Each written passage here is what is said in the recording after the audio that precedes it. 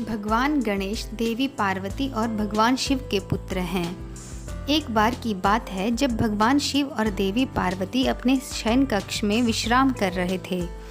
उस समय देवी पार्वती ने गणेश जी को आदेश दिया कि वह उनके कक्ष के बाहर पहरा दें और किसी को भी अंदर न आने दें। माँ की आज्ञा गणेश जी के लिए आदेश थी। उन्होंने वैसा ही किया और कक्ष के बाहर पहरा देने लगे। उसी समय अचानक परशुराम वहां पहुंच गए। परशुराम भगवान शिव से मिलने के लिए बहुत उत्साहित थे। दरअसल उस समय पृथ्वी पर राजा कार्तवीर्य का अत्याचार बहुत बढ़ गया था और परशुराम ने इसी कारण उसे मार दिया था। यह खबर भगवान शिव को देने के लिए ही वह कैलाश पहुंचे थे। भगवान शिव के कक्ष की ओर परशुराम को तेजी से बढ़ता देख गणेश जी उनके रास्ते में आ गए और उन्हें रुकने को कहा। लेकिन परशुराम भगवान शिव से मिलने के लिए बहुत उत्सुक थे, इसलिए उन्होंने कहा कि मुझे भगवान शिव से मिलना ही है। परशुराम की इस बात को सुनकर गणेश जी बोले, मैं आपको अंदर जाने नहीं दे सकता।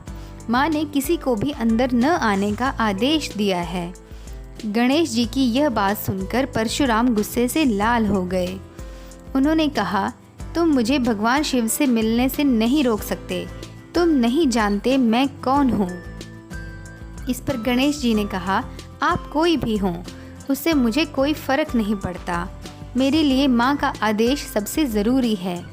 मैं आपको किसी भी सूरत में अंदर नहीं जाने दे सकता। गणेश जी की इन बातों से परशुराम का गुस्सा 7वें आसमान पर पहुँच गया। वह बोले, अगर तुम मुझे अंदर जाने नहीं दोगे तो मैं तुम्हें हटाकर जबरन अंदर जाऊंगा।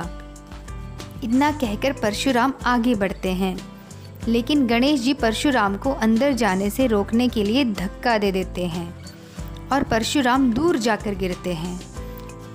खुद का अपमान होता देख परशुराम जी गणेश जी को सबक सिखाने के लिए कई अस्त्र शस्त्र का इस्तेमाल करते हैं, लेकिन उनका गणेश जी पर कोई असर नहीं होता।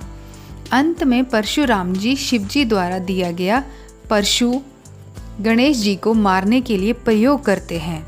वह परशु भगवान शिव का था, इसलिए गणेश जी उसे पहचान जाते हैं और उसका सम्मान करते हुए उसका वार अपने एक दांत पर ले लेते हैं।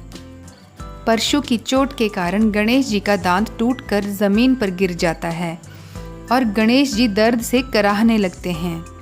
गणेश जी की दर्द भरी आवाज़ सुनकर माता पार्वती और पिता भगवान शिव अपने कक्ष से बाहर आ जाते हैं और गणेश जी की यह हालत देख परशुराम पर क्रोधित हो जाते हैं। भगवान शिव और पार्वती को गुस्से में देख परशुराम को अपनी भूल का एहसास होता है और वह अपने किए पर क्षमा मांगते हैं। परशुराम की क्षमा पर माता पार्वती कहती हैं कि एक ऋषि होते हुए भी आपका क्रोध पर नियंत्रण नहीं है। क्षमा मांगने से क्या, अब मेरे पुत्र गणेश का दांत वापस आ जाएगा क्या?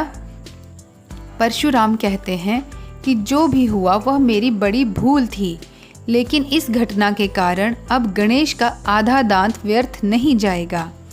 इस घटना के कारण ही अब से पूरी दुनिया में गणेश को एक दंत के नाम से जाना जाएगा।